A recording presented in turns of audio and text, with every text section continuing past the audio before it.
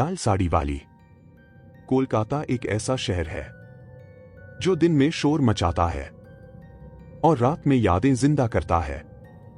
लोग कहते हैं कोलकाता कभी सोता नहीं, पर सच्चाई ये है, कोलकाता रात को जागता नहीं, वो याद करता है।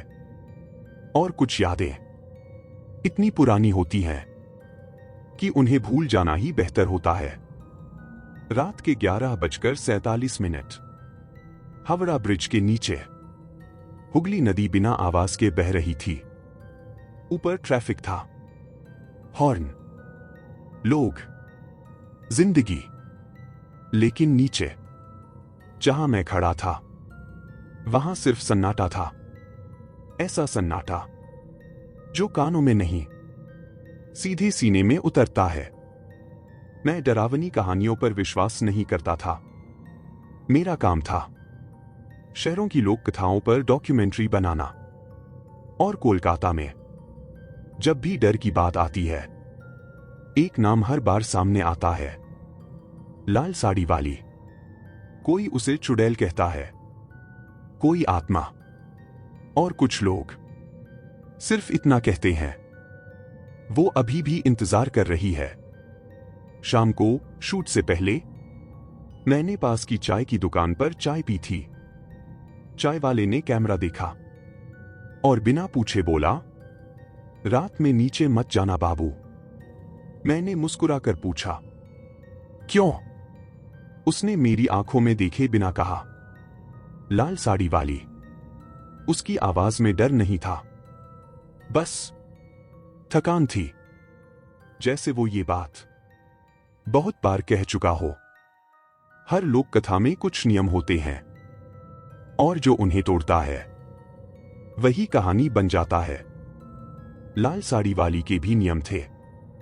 वो रात 11:30 के बाद दिखती है। हमेशा लाल साड़ी पहनती है, मदद मांगती है, सिर्फ अकेले मर्दों को दिखती है। और सबसे आखिरी नियम, उसकी आंखों में नहीं देखना। मैं कैमरा ऑन कर चुका था, लाइट बंद, सिर्फ स्ट्रीट लाइट की हल्की रोशनी। तभी पीछे से आवाज आई, बहुत हल्की, सुनिए। मैं पलटा नहीं।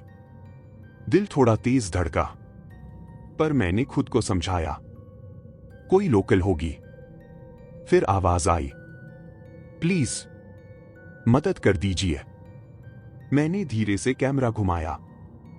वो खड़ी थी ब्रिज के खंभे के पास, पीठ मेरी तरफ। लाल साड़ी, इतनी गहरी लाल जैसे अंधेरे में भी उसका रंग जिंदा हो। उसके बाल खुले थे, लंबे, घने। वो हिल नहीं रही थी। मैं एक कदम आगे बढ़ा। मैडम, क्या हुआ? उसने जवाब नहीं दिया, बस गर्दन बहुत धीरे थोड़ी सी घुमाई। मुझे उसका चेहरा पूरा नहीं दिखा, सिर्फ ठुड्डी। और उसी पल मेरे हाथ ठंडे पड़ गए।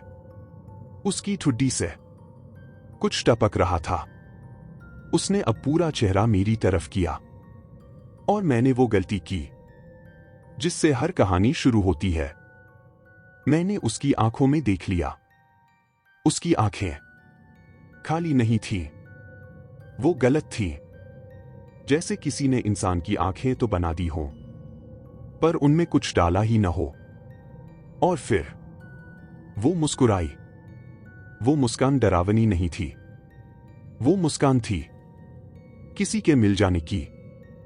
उसने कहा, आप रुक गए। उसकी आवाज बदल चुकी थी। अब वो मदद नहीं मांग रही थी, अब वो खुश थी। वो एक कदम आगे बढ़ी। आपका नाम क्या है? मुझे याद आ गया था, नाम नहीं बताना है। मैं पीछे हटा। उसने फिर पूछा, इस बार बहुत पास से, आपका नाम? मेरे हाथ से कैमरा फिसल गया, पर रिकॉर्डिंग चलती रही। और रिकॉर्डिंग में एक तीसरी आवाज आई, ना मेरी, ना उसकी, अब देख लिया है।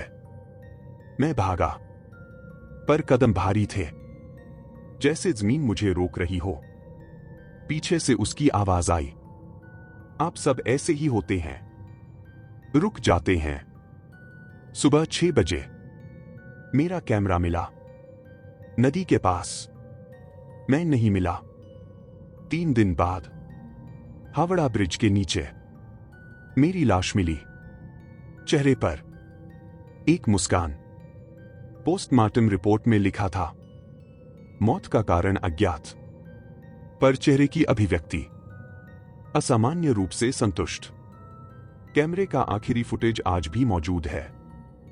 अंतिम 7 सेकंड, लाल साड़ी वाली कैमरे के सामने आती है और कहती है, मैं मदद नहीं मांगती, मैं गिनती पूरी करती हूं। अगर आप कभी हावड़ा ब्रिज के नीचे रात 11:30 के बाद किसी औरत की आवाज सुने, पीछे मत मुड़ना, क्योंकि लाल साड़ी वाली आज भी वही है और उसकी गिनती अभी पूरी नहीं हुई है।